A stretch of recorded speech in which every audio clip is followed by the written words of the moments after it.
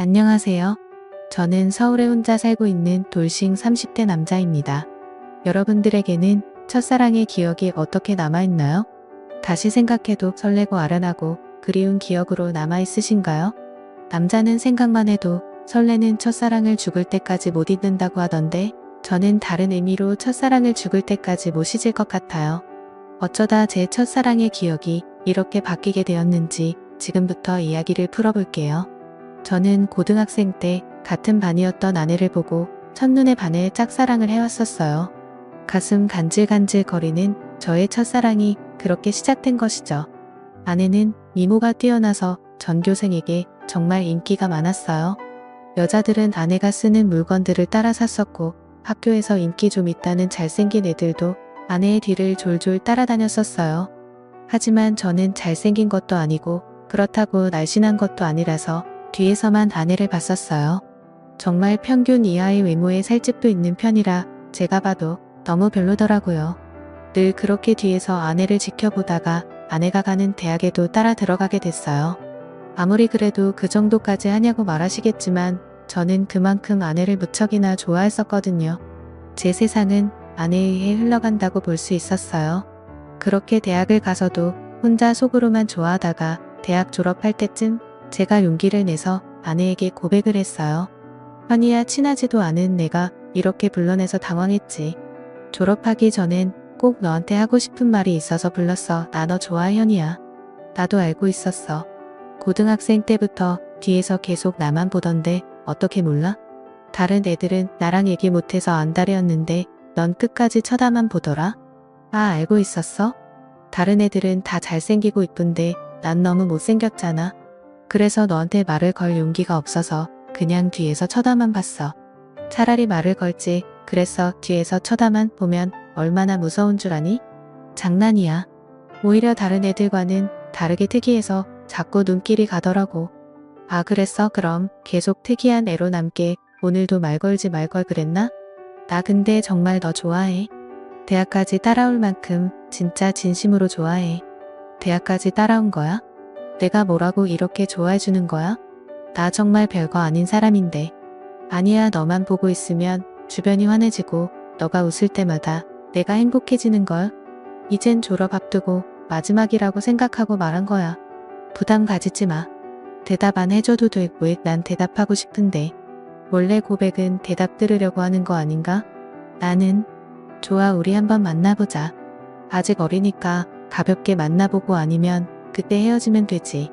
저는 인생은 미쳐봐야 본전이라는 생각에 당연히 찰 것이라고 예상하고 고백한 것인데 예상 밖으로 아내는 활짝 웃으면서 저를 받아주더라고요. 그렇게 저희는 얼떨결에 연애를 하게 되었어요. 남들과 똑같이 데이트도 하고 사랑을 나누었죠. 아내 주변에서는 도대체 저를 왜 만나냐고 했었는데 그냥 웃기만 하더라고요.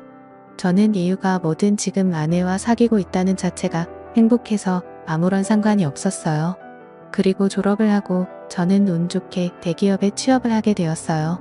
아내도 대기업에 계속 이력서를 넣어보는데 서류 전형은 대부분 합격을 하는데 저보다 자격증이 많이 부족해서 그런지 최종 면접에서 항상 떨어지더라고요. 결국은 대기업은 포기하고 중소기업에 취직을 하게 되었죠. 위로가 전혀 안 되겠지만 그래도 아내에게 취직 축하한다고 맛있는 것도 사주고 아내가 평소 갖고 싶어 했던 지갑도 축하 선물로 사줬습니다. 아내는 저의 응원을 받고 힘을 내서 열심히 회사를 다녔어요. 제가 어느 정도 직급이 올라갔을 때 아내에게 결혼을 하자고 했어요. 아내는 망설임도 없이 단칼에 제 청혼을 거절하더라고요. 아직 직장이 변변치 못하다면서 자신이 당당해질 수 있을 때 결혼을 하고 싶다고 했었어요. 아무것도 없는 나랑 결혼하고 싶다고 해줘서 너무 고마운데 아직 내가 직장이 변변치 않아서 지금 결혼하기엔 너무 미안해. 그럼 내가 싫어서 거절하는 게 아니라 직장 때문에 거절하는 거야? 직장이 무슨 상관이야. 우리 둘이 잘 살면 되는 거지. 그래도 직장이 좋아야 월급도 많이 받고 우리가 걱정 없이 살 거 아니야. 너 월급에 비하면 내 월급은 너무 작잖아. 나는 내가 내 앞에서 당당해질 수 있을 때 결혼하고 싶어. 그래도 너가 안 버는 것보단 낫지. 우리 둘이 같이 벌면 괜찮아. 그리고 나 혼자 벌어도 너 하나쯤은 먹여 살릴 수 있어. 아내가 저보다 못한 직장에 다닌다고 스트레스 받는 것 같아서 괜찮다고 다독여줬어요. 아내는 제가 대기업에 다니니까 확실히 제 월급이 자신 월급보다 많다는 것을 알았지만 정확히 얼마나 되는지 모르는 상태였거든요. 그래서 저는 아내에게 이 정도의 월급을 받고 있으니 결혼해도 문제가 없다고 설득했죠. 제가 자신보다 2배 넘게 받는다는 것을 듣고 놀라더니 고민을 하는 것 같더라고요.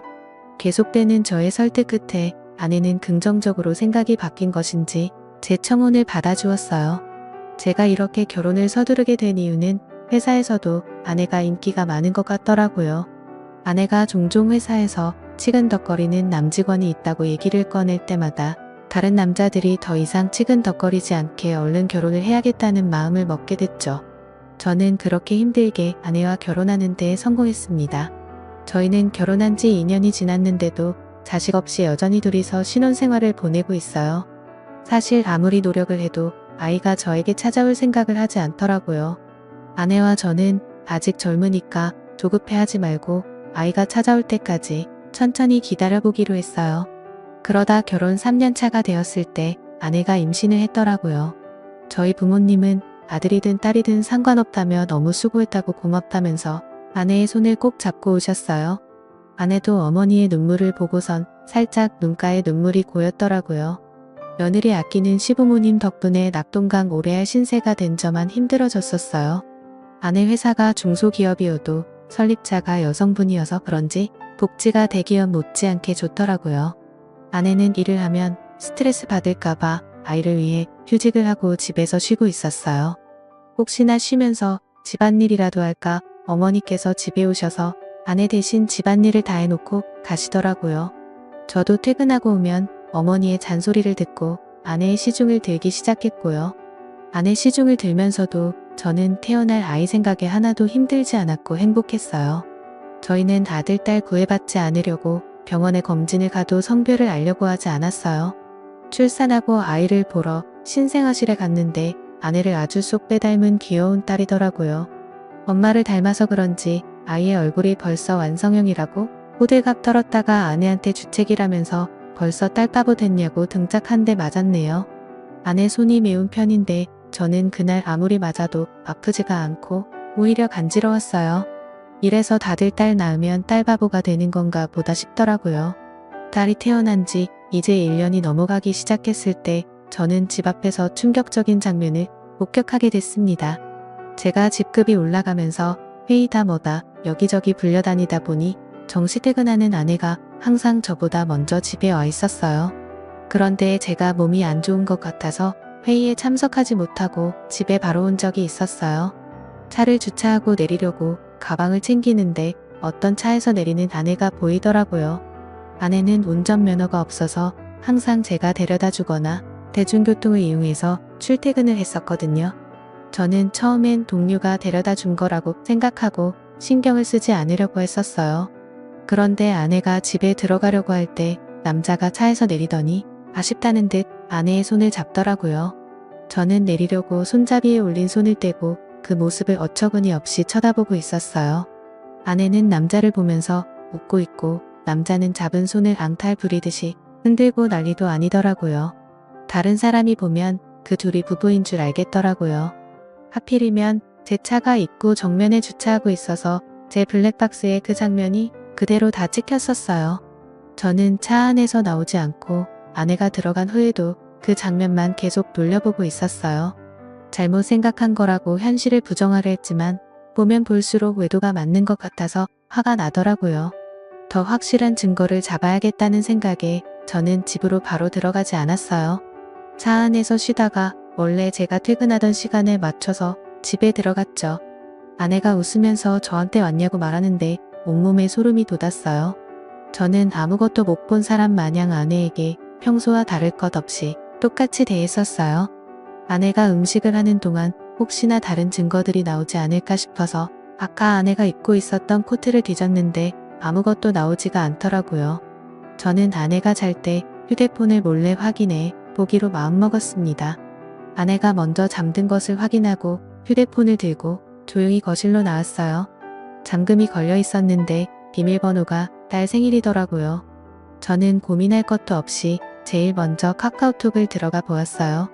전부 회사 직원들과의 단톡이나 제가 알고 있는 고등학교 친구들과의 단톡이었는데 유일하게 한 사람만 개인톡을 하고 있더라고요. 저장명도 심상치 않은 게 제 직감으로는 이 사람이 아까 아내를 데려다 준 사람이라고 생각했죠. 개인톡을 들어가 보니 역시나 제 예감이 딱 들어맞았더라고요. 아내가 저랑 연애했을 때보다 그 사람이랑 더 달달하게 카카오톡을 주고받았어요. 그런데 두 사람이 사귄 지가 꽤나 오래된 사이였던 것 같았어요. 같이 데이트하면서 찍은 음식 사진의 남자가 살짝 걸려있는 사진들과 대놓고 찍은 커플 사진들도 있길래 모조리 제 휴대폰으로 옮겨놓았어요. 그리고 다음날 아침밥을 먹으면서 아무렇지 않은 표정으로 평소 대화하듯 아내에게 이혼 서류를 준비하라고 했어요. 아내는 잘못 들은 건가 싶은 표정으로 갑자기 무슨 소리냐고 하더라고요. 저는 아무 말 하지 않고 커플 사진을 아내의 폰으로 전송했어요. 방금 내가 당신한테 사진을 하나 보냈는데 그게 우리 이혼 사유야. 그러니까 군말 없이 퇴근하면 이혼 서류 준비하고 당신 짐 싸놓고 있어. 여보, 내가 미안해. 다신 안 그럴게. 잘못했어. 내가 당장 그 남자 정리할게. 우리 딸을 봐서라도 이혼만은 안 돼. 엄마는 아빠 없는 애로 키울 수 없잖아. 안 그래? 그걸 아는 사람이 남편 두고 이렇게 딴 남자를 만나고 있었던 거야. 저번에 친구랑 저녁 먹고 온다고 했던 날도 그 남자랑 먹었더라. 그땐 정말 아무 사이 아니었어.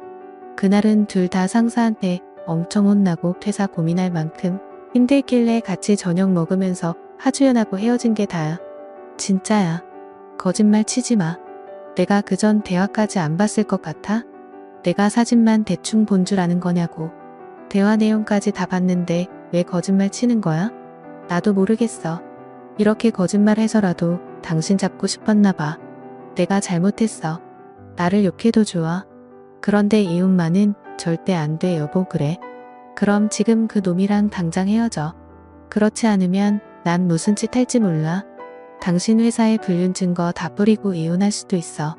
아내는 회사에 불륜 사실을 알리겠다고 하니 당장 그 남자에게 전화해서 이별을 통보하더라고요. 그리고 며칠 뒤 아내한테 들은 얘기인데 아내와 헤어지고 그 남자는 이직을 했다더라고요. 아내로 이직했는지는 모르고 남자가 휴대폰 번호를 바꿔버려서 만약에 다시 만나고 싶다고 한들 만날 수 없는 상황이라고 확실히 관계가 끝났다는 것을 말해줬어요. 저는 제가 있는 앞에서 이별을 통보했던 아내라 저 말을 의심조차 하지 않고 믿었던 것 같아요. 조금이라도 의심해보고 제가 직접 알아봤어야 할 내용이었는데 말이에요.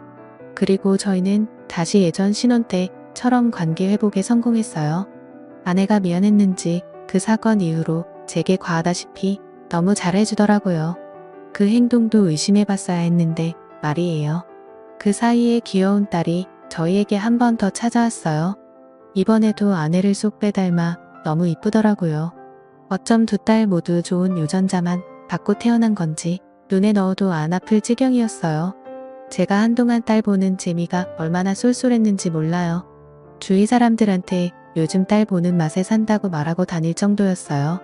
요즘은 아들보다 딸이 더 좋다고 하던데 딸들을 보고 있으니 왜 그런 말을 하는지 알 것 같았어요.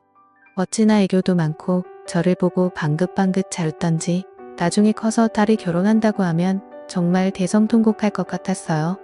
저는 영원히 제 딸들을 옆에 끼고 살 수 있을 줄만 알았어요. 그날만 아니었다면 말이죠. 제가 중요한 프로젝트를 맡고 있어서 잠을 제대로 못 잔 적이 있었어요. 평일엔 프로젝트 때문에 주말엔 딸들 보느라 피로가 누적이 되었던지 그날은 정말 낮잠을 안 자면 제가 과로사 할 수도 있겠다는 생각이 들더라고요.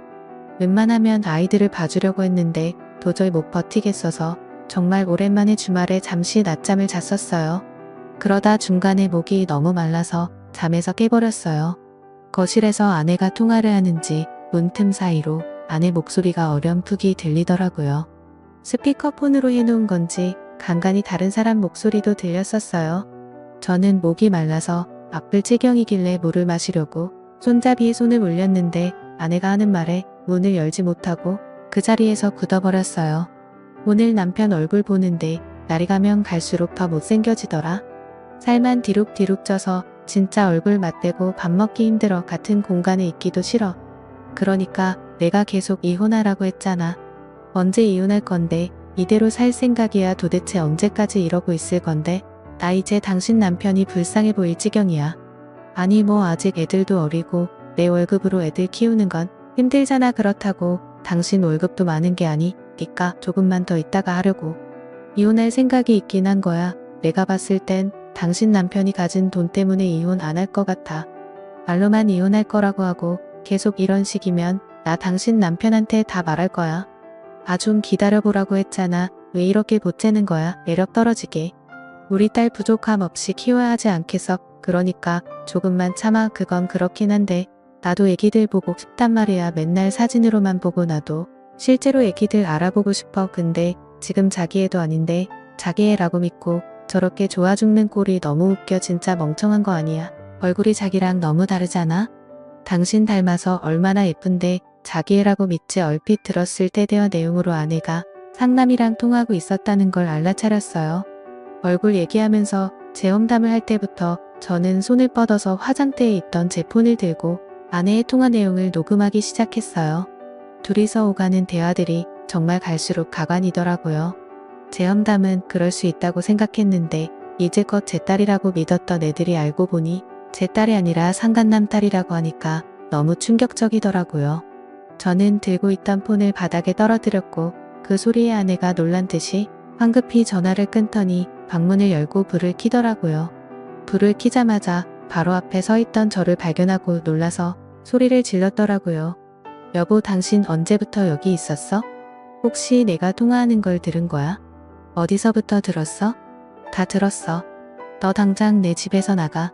더 이상 내 목소리 듣고 싶지 않으니까. 아무 말 하지 말고 지금 조용히 그대로 문 열고 나가. 여보, 이거 오해야. 내 말 좀 들어봐. 당신이 지금 어디서부터 뭘 들었든 다 오해야. 그러니까 이거 드라마 얘기야. 내가 요즘 보는 막장 드라마 있는데 그 얘기하는 거였어. 내가 방금 분명히 당신 목소리 듣고 싶지 않다고 말했을 텐데. 나가 안 나가 못 나가겠으면 내가 나가게 만들어줘. 아이들 데리고 당장 나가. 여보, 내가 정말 미안해. 나 여기서 절대 못 나가. 한 발자국도 안 나갈 거야. 여기서 나가면 정말 갈 곳이 없어. 그러니까 제발 한 번만 봐줘. 괜히 입만 아프게 더 말할 필요 없고 여기 있는 물건들 다 내 돈으로 산 거니까 그대로 두고 귀찮게 짐 쌀 필요 없이 몸만 나가면 되겠네. 아이들 데리고 나가. 아내는 계속 나갈 수 없다면서 제 바지가랑이를 잡고 늘어지더라고요. 우리가 싸우는 소리에 놀라 애들도 울고 난리가 났었어요. 제 애가 아니라는 말을 들으니 더 이상 애들이 울든 말든 달래주고 싶지가 않았어요. 아이 용품은 우리 집에 둬봤자 필요가 없으니 대충 애들 집만 챙겨서 아내 손에 쥐어줬어요. 아내는 제가 쥐어진 가방을 던지고 못 간다면서 바닥에 들어 눕더라고요. 제가 경찰에 전화하는 신용을 하니 아이들을 데리고 나갔어요. 알고 보니 아내는 전에 저한테 들었던 그 상간남과 계속 만나고 있었더라고요. 저번에 헤어졌다는 말도 거짓말이었고 일찍을 했다는 말도 전부 거짓말이었어요. 그렇게 저를 속이고 둘은 뒤에서 만남을 이어갔던 거예요. 아내의 자식이라고 믿었던 딸들도 그 남자와 아내 사이에서 낳은 딸들이었던 거죠. 지금까지 저와 자신 사이에 아이를 낳고 싶지 않아서 피임약을 복용하고 있었더라고요. 아내는 상간남이 가진 게 쥐뿔도 없었는데 단지 얼굴 하나만 보고 만난 것이었어요. 저랑은 그저 돈을 많이 버니까 돈 때문에 계속 만나다가 결혼까지 하게 된 것이었죠. 아내는 모든 사실을 알고 바로 변호사 선임해서 이혼 소송과 상간남 소송을 했어요. 아내와 상간남은 제게 당장 줄 돈이 없다고 미안하다고 빌더라고요. 여보, 내가 잘못했어. 당신이 이혼하라면 이혼해줄게.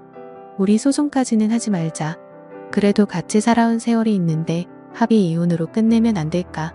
정말 죄송합니다. 용서받지 못할 짓 한 거 알아요. 그치만 소송만은 하지 말아주세요. 모아둔 돈도 없어서 당장 위자료 줄 돈이 없어요. 이렇게 부탁드립니다. 이렇게 될 거라고 예상을 못했나 봐요. 제가 저번에도 용서하고 넘어가 주니까 이번에도 사과하면 그냥 넘어갈 줄 알았어요. 저 절대 고소 취할 생각 없습니다.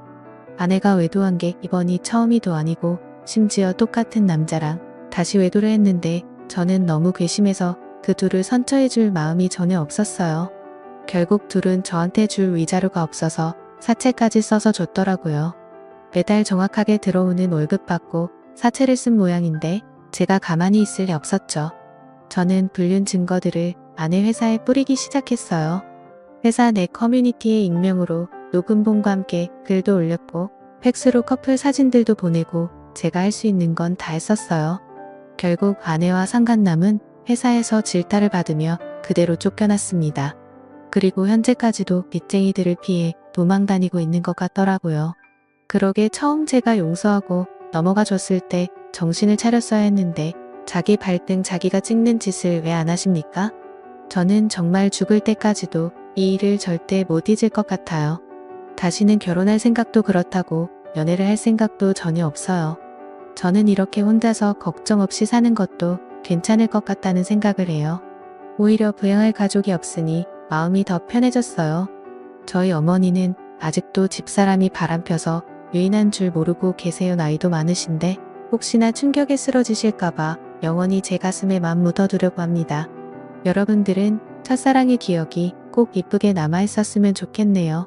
지금까지 제 이야기 들어주신 모든 분들께 감사합니다. 모두 가족들과 행복하고 따뜻한 겨울 보내시길 바랍니다.